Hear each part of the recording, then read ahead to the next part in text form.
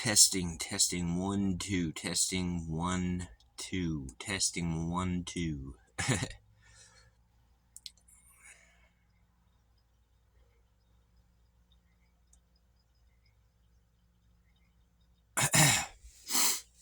Sorry. And it's got to make sure I don't have any like boogers hanging out of my nose or food on my face, because I can't feel that side of my face.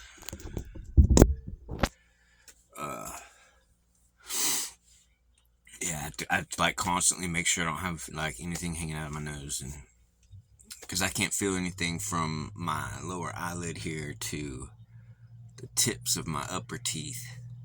They're all numb over there, all the way over. This nostril's completely numb. Weirdest feeling in the world. I hope it goes away. That's not what I'm talking about, though.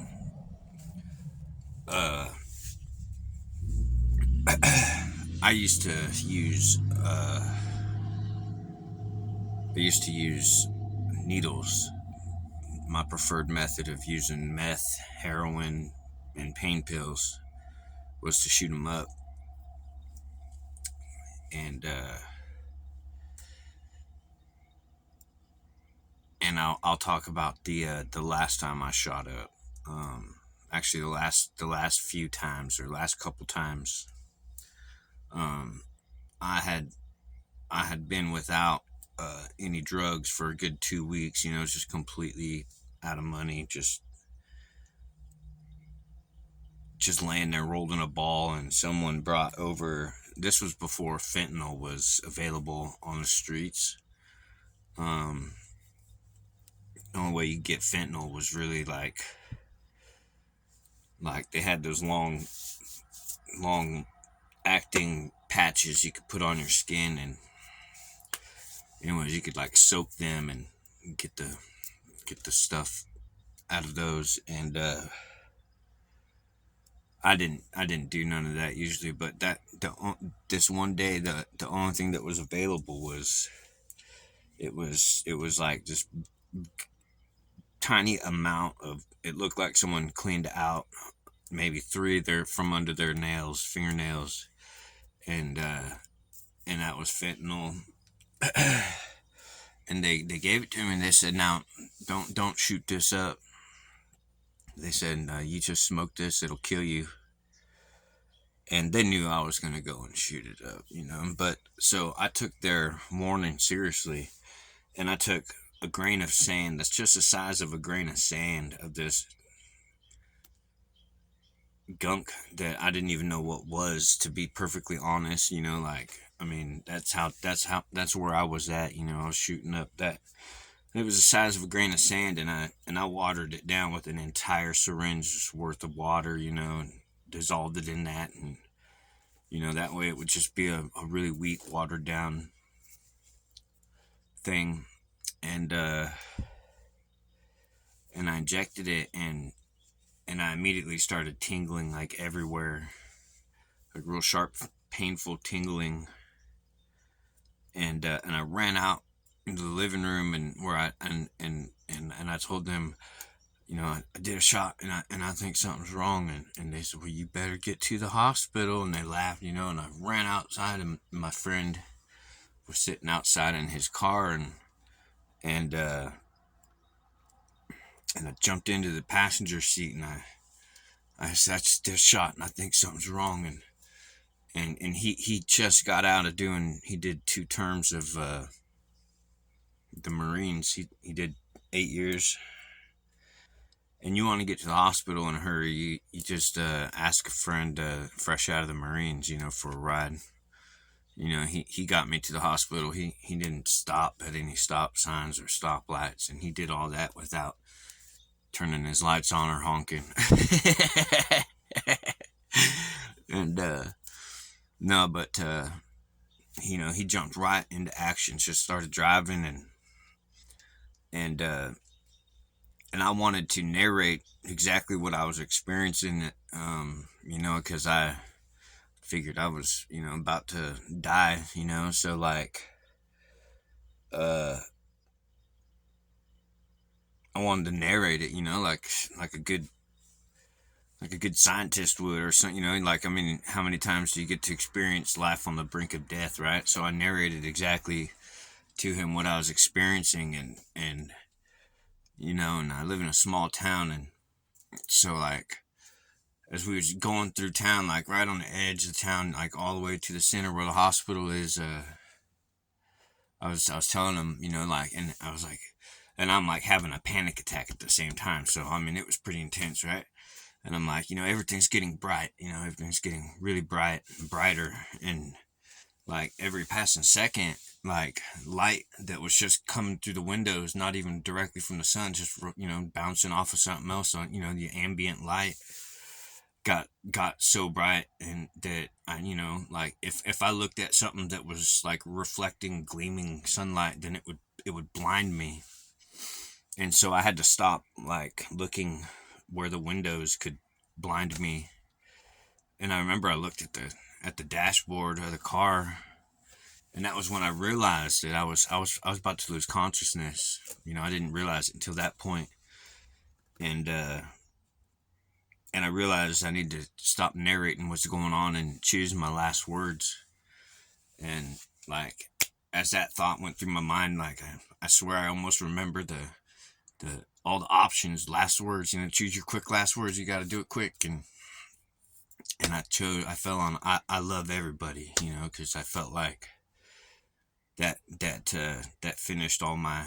I mean, that went to everybody, all the people I had unfinished business with, my enemies, all the people I loved. I just felt like those were the perfect last words, and I basically accepted that I was dying, and that I was dead.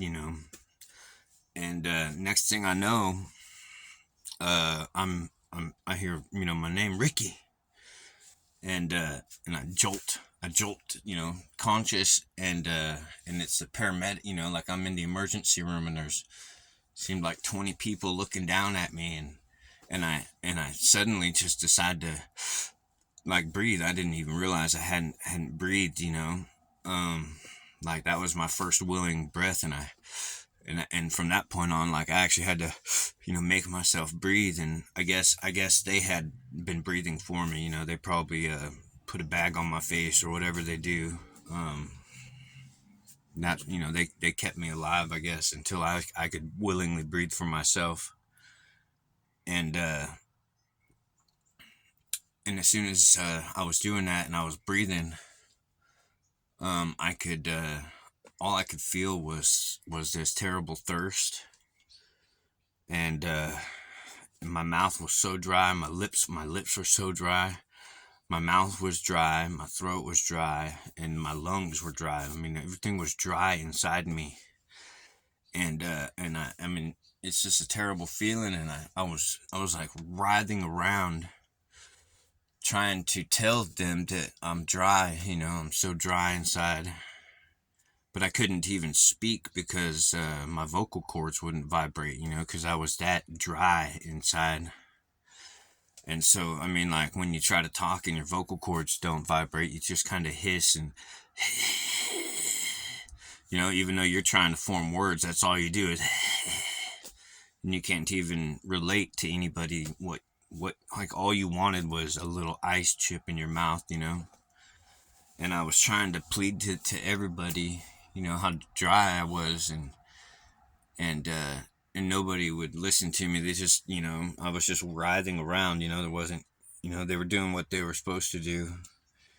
And this one lady, she lifted up my right leg and wiped my butt and said, "I thought I smelt something."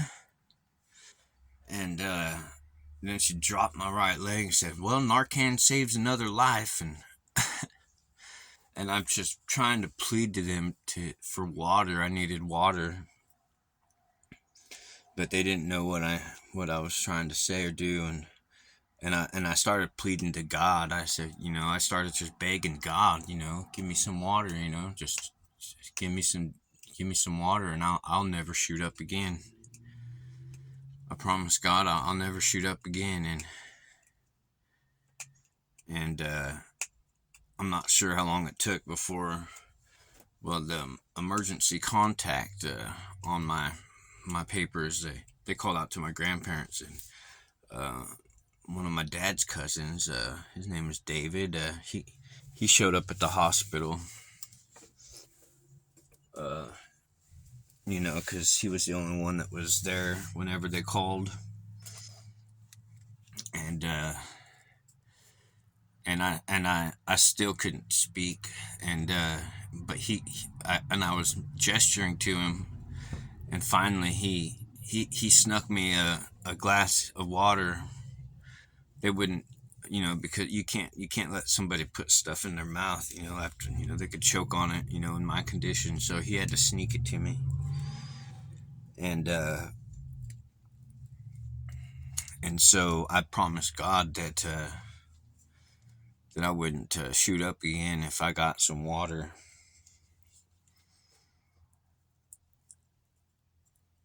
And well, after that, I was pretty sick after that. So like my grandparents let me put a tent in the backyard of her house, and I was trying to stay off of the drugs or whatever, and I wanted to keep that promise to God that I wouldn't shoot up again if I got some water.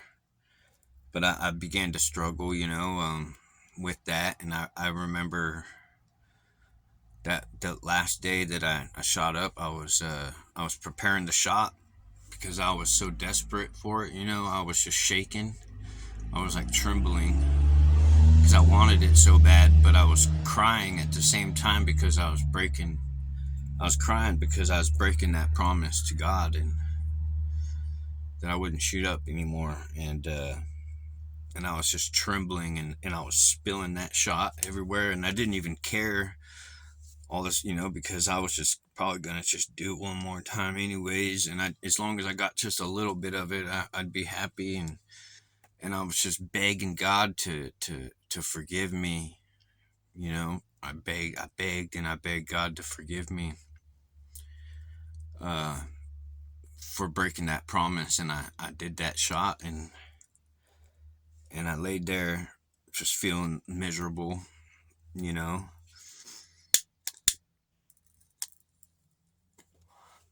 And I got up and I went and I did some chores or something, and I'm not sure how many days. I don't know. Really, I don't have any much memory after that. Like, but all of a sudden one morning I woke up and I was in my grandma's living room, and I turned over and I saw my dad sitting on the couch, right, kind of like right behind me from where my bed was. And I said, "Hey," and I said, I whispered to him, I said, "They let me sleep inside the house?" and he said, "Yeah, for 4 days." And I had no memory of that, and um I realized I was 4 days into withdrawal. I hadn't just been blessed with the being allowed to sleep in the house, but I was also 4 days into withdrawal, and that would have been the four hardest days for me, trying to not shoot up. It would have been so hard through those 4 days for me if I had to deal with it. If I had any memory of it, it would have been really hard. And I don't have any memory of it. And so, like that, being 4 days into withdrawal, instead of it feeling terrible and miserable, it felt amazing. It actually felt good for the first time, and I got up and I immediately started doing chores and stuff because I wanted to sleep in the house again. You know what I mean? I wanted to sleep inside it for a fifth night, and that's what was amazing about it was, I went to sleep that night, and instead of it being the first night, I went to sleep. It was actually going to be like the fifth night. And so when I woke up the next morning, I was 5 days without shooting up. You know what I mean? Like, and it was so easy. It was like like I only had to do it one day, right? It was so different than what I normally would feel.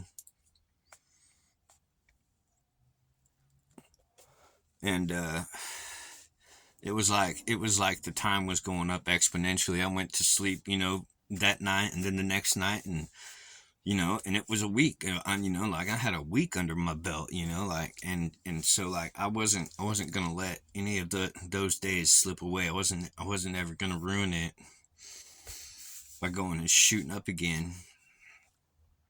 And that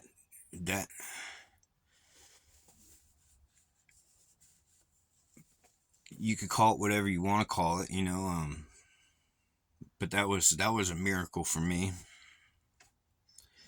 that that happened like that. And I'm just so grateful. I've got it'll be 10 years this November, the beginning of November. It'll be 10 years I'll be celebrating since I did that last shot.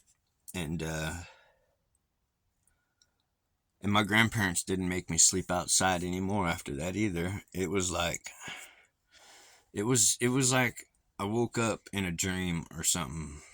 Like everything's just turned around all of a sudden.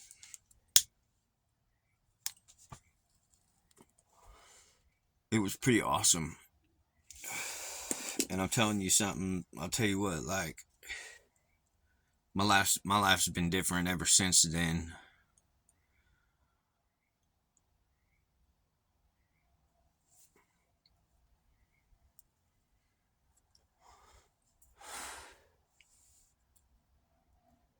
And there's something about water. There's something real spiritual about water. But like,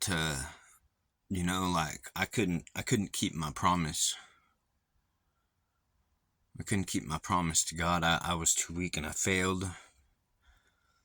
You know, and when I was doing that shot, when I was praying to God, and I actually felt like I felt like I was in the presence of, I felt like I was being judged right then, as I was, which is why I was just pleading for forgiveness. I was just begging for forgiveness, because right there, like in his presence, I was gonna break that promise. And then I wake up 4 days, I mean, I don't know. It wasn't like immediately. It wasn't like some magical moment or session or something. I did have misery, after I did that last shot, but it was some unmeasurable amount of time,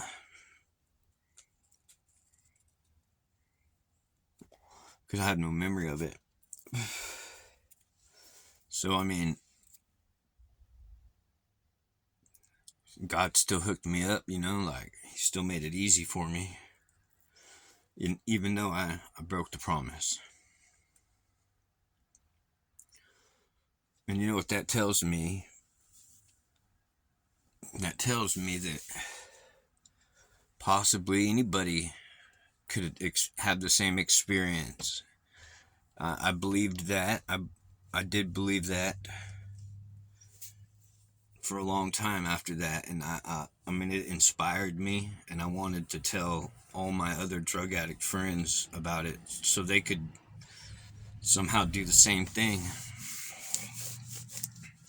But maybe there's just something special about being on the brink of death, that brings you close enough to God to get a prayer answered or something. A lot of people don't believe in prayer. But I mean, maybe that's true, like, I mean, like some people, they've gone off on their, they'll go off on a mission or something, into the wilderness in order to have an experience with God. And probably because You know, you got to end up without nothing. You got to be at that point where you're at rock bottom with nothing for God to actually be all that you got right there with you. And maybe it's not about God, maybe it's about you, you know, like you won't even notice what God does for you unless you don't have anything, you know.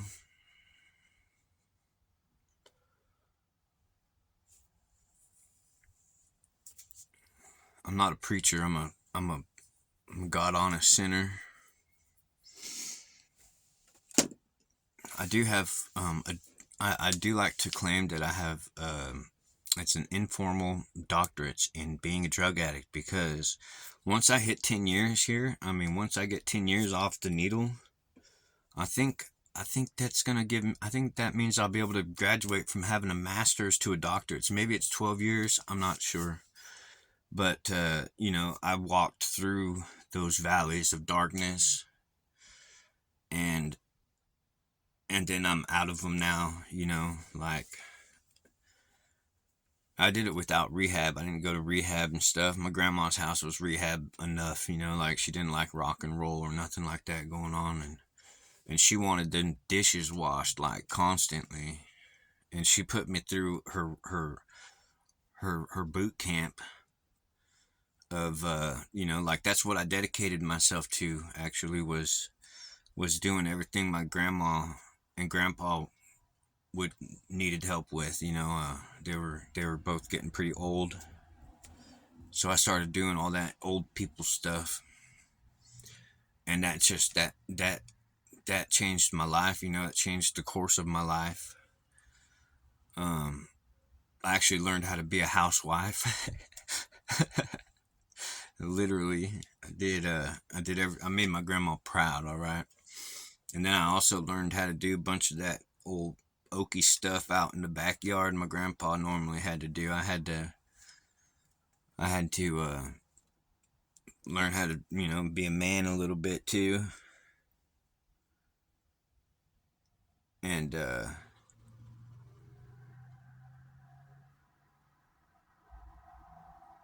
that's my needle story.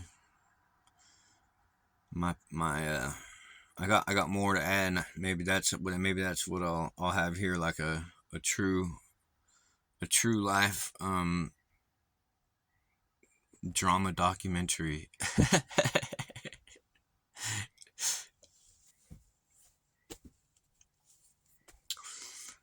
Got to practice my facial movements.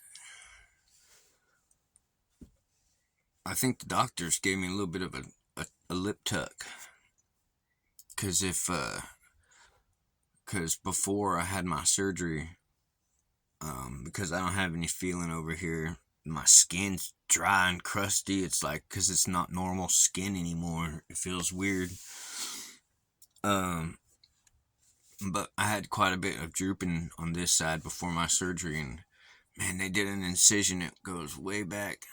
They did it, I think, back here to, you know, for the bone operation, and then I think they did a little bit of a lip tuck here.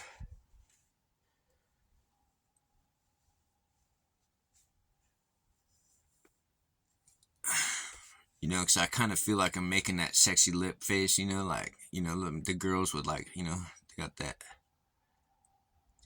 that I don't know, sexy lip look. Yeah, I'm super happy because when it was drooping, I was biting my lip a lot. But yeah, I'm happy camper. I'm happy, happy, happy.